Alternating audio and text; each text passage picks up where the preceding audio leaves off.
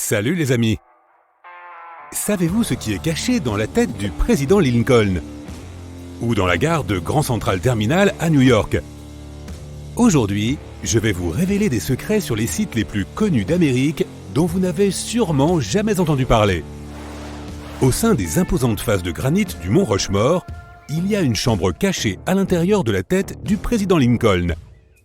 Elle a été construite à l'origine pour abriter des documents importants de l'histoire des États-Unis. Le plan initial était de créer une sculpture beaucoup plus grande, représentant plusieurs moments cruciaux de l'histoire américaine. Malheureusement, la réalisation de ce projet s'est avérée bien trop compliquée, et on lui a préféré une salle des archives.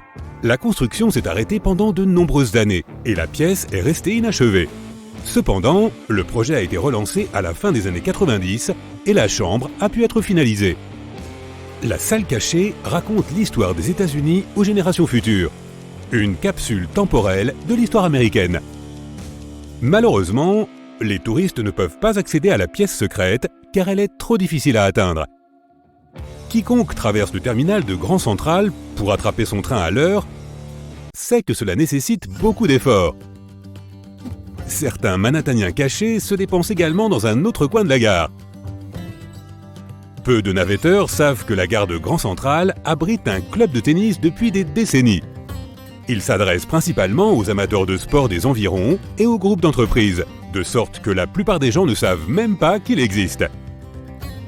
Le Vanderbilt Tennis Club est situé au niveau supérieur et comprend un gymnase complet, un court en dur intérieur de taille normale et même un cours junior.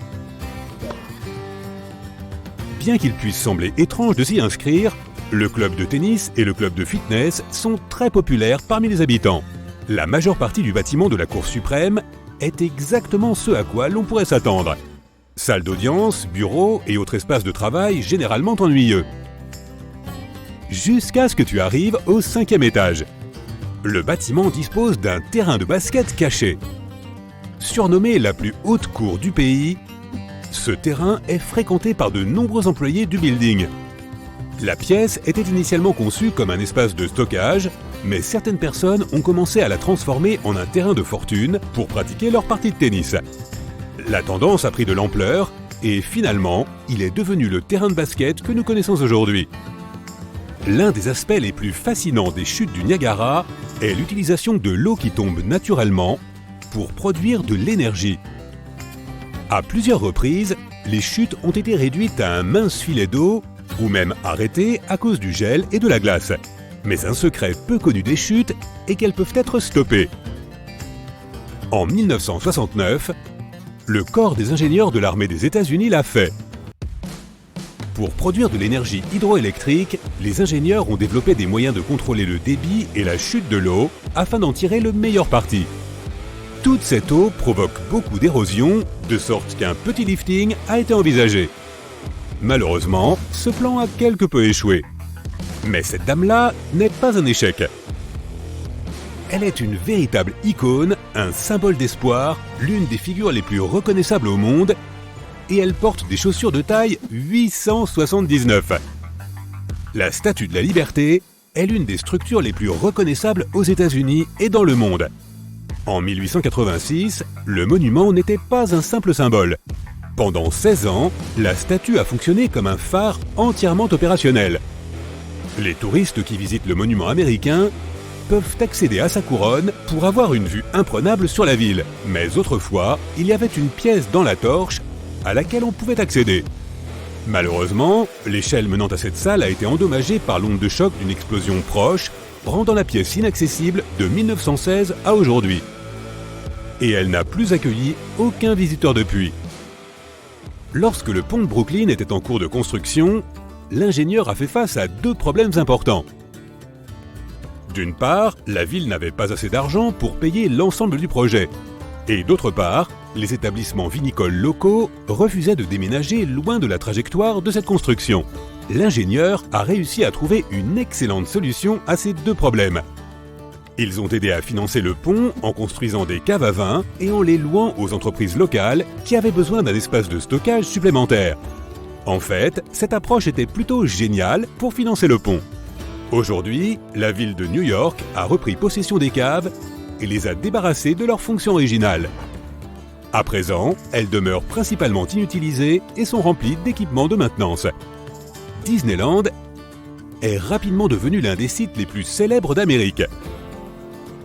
Les fans inconditionnels peuvent penser qu'ils connaissent tous les secrets du parc, mais il se trouve que certains d'entre eux peuvent même surprendre les habitués du parc. Caché derrière une porte anonyme, dans le New Orleans Square de Disneyland, se trouve un restaurant chic et coûteux appelé le Club 33. Si manger ici figure sur la liste des choses à faire pour tes prochaines vacances, tu ferais mieux d'économiser tout de suite. Le prix d'entrée est un peu élevé, puisqu'il faut débourser environ 25 000 $ pour adhérer, plus une cotisation annuelle de 12 000 $. Si tu te sens mal à l'aise à l'idée de ne jamais faire partie du Club 33, peut-être que cela te remontera le moral. La liste d'attente peut s'étendre jusqu'à 14 ans, et même Walt Disney lui-même n'a jamais pu la voir de son vivant. Le Golden Gate Bridge était autrefois le plus long pont suspendu du monde. Cet exploit d'ingénierie de 2,7 km de long a été achevé en 1937. Si beaucoup de gens savent que le pont est constamment repeint, savais-tu que la couleur de la peinture, qui semble rouge, s'appelle en fait International Orange? Il est intéressant de noter que la couleur n'était qu'un après, mais qu'elle s'est avérée très visible à travers l'épais brouillard. Le plan initial pour la couleur du pont était d'être noir avec des rayures jaunes afin de maximiser sa visibilité pour les navires de passage. C'est une combinaison assez moche, je trouve. La plupart des personnes qui visitent le Lincoln Memorial sont impressionnées par sa taille et par la vue du miroir d'eau qu'il surplombe. Certains passent même tout leur temps à essayer de trouver la célèbre coquille gravée sur les murs. Dans la phrase « With high hope for the future », le sculpteur a épelé par erreur le mot « future » avec un « e » au lieu d'un « f ». Oui, ils ont bien essayé de la combler, mais la coquille est toujours visible. Visiter le Gateway Arch pour admirer la ville de Saint-Louis, c'est comme remonter dans le temps. La plupart des visiteurs ne savent pas que l'arche donne également un aperçu de sa construction. Bâtie pour résister aux tremblements de terre et aux vents violents, l'arche peut bouger et se plier jusqu'à 50 cm en cas de vent violent. L'arche est le plus haut monument national des États-Unis, avec ses 192 mètres. Peu de gens réalisent qu'elle fait également 192 mètres de large. C'est impressionnant. Le plus curieux dans cette construction spectaculaire n'est pas seulement son histoire, mais le fait qu'elle renferme aussi l'histoire de plus de 600 000 personnes de Saint-Louis. Sous l'hôtel de luxe Waldorf Astoria se trouve une plateforme isolée appelée Track 61 qui fait partie du terminal de Grand Central. Un wagon qui semble avoir été conçu pour le président Franklin Delano Roosevelt a été abandonné dans la station pendant des décennies avant d'en être retiré. Ce wagon privatif avait pu se garer dans la station souterraine où il pouvait aller et venir à l'abri du regard du public. Malheureusement, ce wagon s'est avéré ne servir qu'à transporter des pièces de matériaux de construction, ce qui est loin d'être aussi cool que de transporter un président. La Liberty Bell présente l'une des réparations les plus célèbres de l'histoire. Enfin, il s'agit plutôt d'un manque de réparation. La cloche a été testée, fendue et réparée dès sa réception. Et les choses n'ont fait qu'empirer à partir de là. Après près de 90 ans d'utilisation, une fissure étroite a été observée dans la Liberty Bell dans les années 1840. Lorsque la ville de Philadelphie a voulu réparer la cloche en 1846, les métallurgistes ont en fait aggravé la fissure. Des tentatives ont été faites pour réparer la déchirure existante dans la cloche, mais elle s'est ensuite fracturée de manière irrémédiable. Après tout cela, elle a dû être mise hors service pour de bon. La cloche que nous voyons aujourd'hui n'est en fait qu'une réplique. Aucune personne vivante aujourd'hui n'a entendu le son réel et original de la cloche. C'est tout pour aujourd'hui. Et les amis, rappelez-vous qu'on apprend quelque chose de nouveau chaque jour avec Sympa.